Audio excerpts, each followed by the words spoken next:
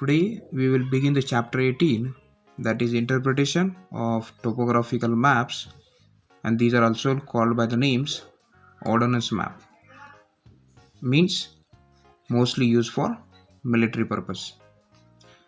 And this is one of the important chapter in order to interpret and understand the topographical concepts very clearly. So try to understand the concept that are being explained here. Any doubts may be clarified in a due course of time. So first we'll just take a look at the introduction, and in the introduction it is said that geography deals with the relationship between the people and environment. But when we try to understand the relationship, the map is one of the most important tool that we use it.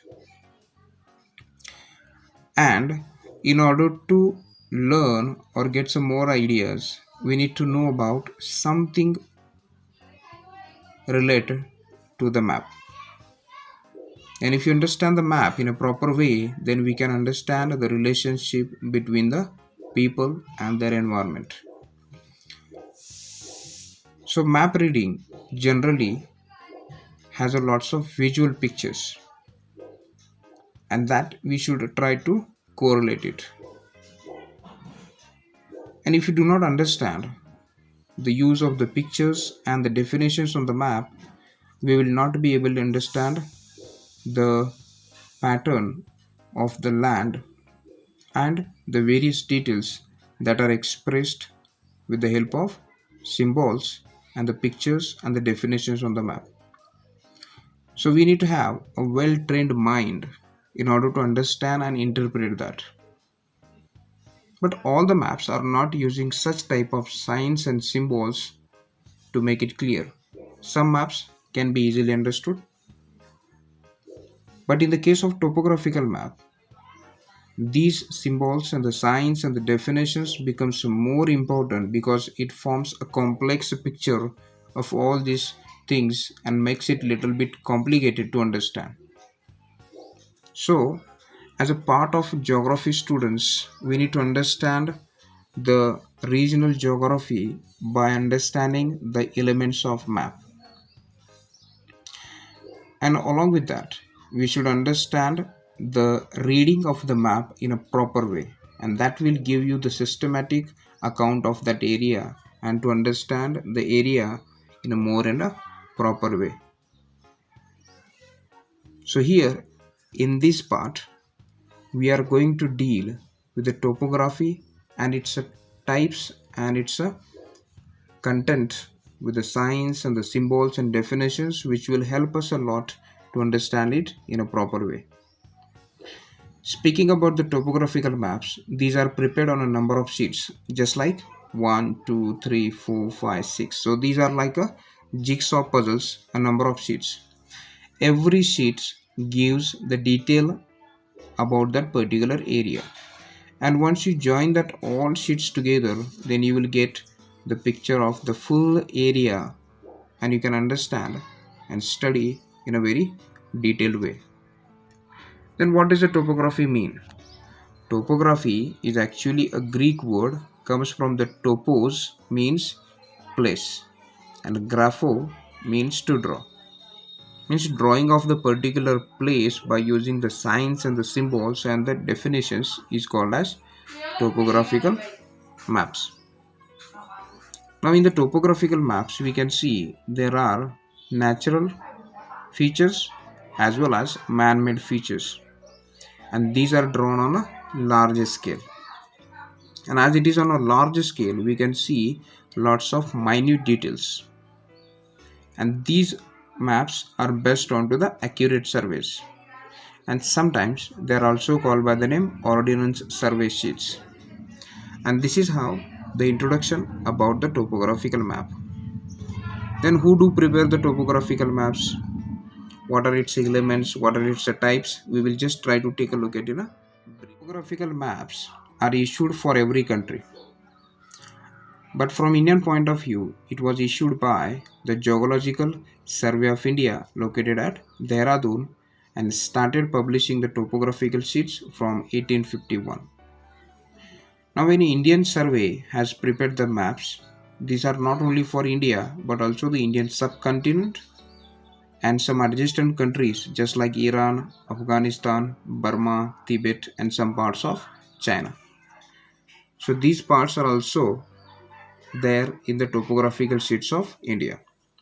So when they originally made from the 1851, they followed the scale that is 1 inch is equal to 16 mile or 1 inch is equal to 4 miles and 1 inch is equal to 1 mile. And today, as the system has been changed, today it is the metric system of measurement. So we are using another scales, and these scales are 1 is equal to 10 lakh centimeter. This means 1 centimeter is equal to 10 kilometer. Then we are having another scale that is 1 is equal to 2 lakh 50,000 centimeter, means 1 centimeter is equal to 2.5 kilometers. And another scale is used that is 1 is equal to 50,000 centimeter, means 1 is equal to half kilometers.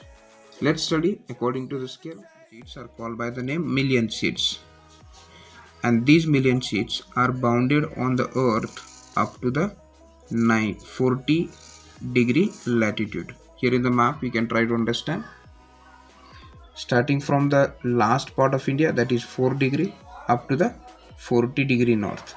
This is what their extension. And one map of million sheet covers or divides 4 degree by 4 degree. So here we can check 36 to 40, and like this we can have 60 to 64, then 68, then 72. So every 4 degree apart we are having million sheets. Like that for whole India along with its subcontinents we have total 105 million sheets, comparing this full India plus the borders. The scale of this one was originally it was 1 is equal to 16 miles, and now in the metric scale the scale has been changed and made it how 1 is equal to 10 lakh centimeter, or in statement scale it is called as 1 centimeter is equal to 10 kilometer. And as they follow the 10 lakh centimeter, they are called by the name million sheets. So this is what the general idea about mineral sheets, million sheets. Next we have quarter inch sheets. Now these quarter inch sheets actually runs along the parallel of Indian political boundaries, and like that there are 36 4-inch sheets in India. For example, if you take a look at this, the 4 degree by 4 degree maps which are covering only the political border of India, like that. So these are totally 36, and these 36 4 degree by 4 degree maps are divided in subparts. Here we can see this is one 4 by 4 degree million sheet, and that is further divided into 16 parts, and when we made it in 16 parts these are divided on 1 degree by 1 degree, and that's why these are also called by the name degree or quarter inch maps. Originally they were drawn on the scale of 1 inch is equal to 4 miles, but now these have been converted to 1 inch 1 is to 250,000 centimeter. That means 1 centimeter is equal to 2.5 kilometer. Now when these 16 parts are made, these 16 parts are given the alphabets from A to P. So here we can check the million sheets, and each million sheet is further divided into 16 parts, and then they are given the alphabets, and these are called by the name quarter inches or quarter inch maps. The last map in the topo sheet that is called as 1 inch sheets. Now this 1 inch sheet means the quarter inch sheets or the 1 degree sheets that is further divided into 16 equal parts of 15 inch by 15 inch. Means whatever the 16 parts have been made of the quarter inch, of that each, once again 16 parts have been formed by having 4 15-inch by 15-inch dimensions. 1, so these dimensions are 15-inch by 15-inch, and like that they are divided into 16 equal parts called by the name 1-inch sheet. Originally they were drawn at scale of 1 inch is equal to 1 mile, but now rewritten as 1 is equal to 50,000 or 1 is equal to 0.5 kilometer, or for time being it is 2 centimeters equal to 1 kilometer, and these are given the numbers 1 to 16. So we can understand that the larger portion is million sheet. Million sheet is further divided in 16 parts given the names 16 alphabets. Each 16 quarter inch maps are further divided into 16 parts and given the numbers 1 to 16, formation of 1 inch sheets. So this is how the topographical. Now let's take a look at about the grid reference. Now grid reference is a method for locating the places on topographical map. On other map also we can get this kind of a grid reference, especially it is useful in the location of the position of town with the help of that. On the other map we are having the network of parallels and meridians. Parallels, line of latitudes, and meridians, line of longitude. With the help of that there is one grid reference on the ordinary maps, and these are what? Small scale maps. So these small scale maps which gives you lots of informations. With the help of this grid reference of latitude and longitudes we can find the location of a place, just like location of a city, location of a country, location of a town, etc. But on topographical maps which are drawn on a large scale, it means here the places are close enough and minor details are there. That's why exact location of any place cannot be expressed by using this simple grid reference of latitudes and longitudes. So in this case, in the topo sheet we are having a different set of vertical lines and horizontal lines that are generally drawn in red colors, and these lines are also forming a grid or the network of squares, and this is called as arbitrary grid system. And this arbitrary grid system is helpful in locating places on the topographical map, and this we should understand in a proper way because there are the questions based on these arbitrary grids in order to find out the location of the places on the map extract. Just try to understand here. There are some lines on the topographical maps that moves horizontally. You can see these lines. These are horizontally moving lines and they call as northings. And the lines which runs vertically, these are called by the names Eastings. And this is the first thing you should try to understand in a very proper way. Then where these two lines are intersecting, these intersecting places we can get to know to find out the exact location of the place. So they are intersecting onto the topographical map. Let's try to understand a little bit more about Eastings and the Northings. Take a look at Eastings. Eastings are the lines that running from the north to south. Look at this.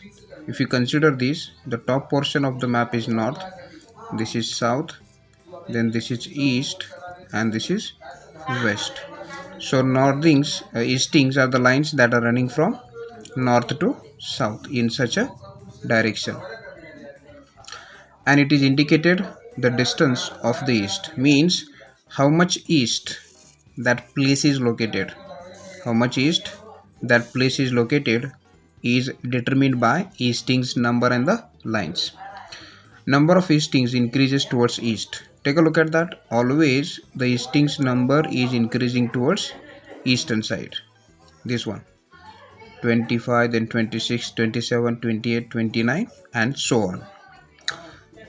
When giving the grid reference, Eastings are given first. There is one question in the topo sheet. Write the 4-figure grid reference of particular point or object. Then first you should always write Eastings. And the Easting that lies to the left of the object is to be read. When we will read the 4-figure, then you will understand about how to read the 4-figure. So always we have to consider the 4-figure in that Eastings should be the left of that given object. Now take a look at northings. Northings are horizontal lines, and these are running from east to west, and their distance from the north means how much north the place is located. And number of northings increases towards northern side. Just take a look at here: 40, 41, 42, 43, and so on. And when we write the 4-figure grid reference or 6-figure grid reference, we should always consider northings after eastings, and northing that lies below the object is to be read.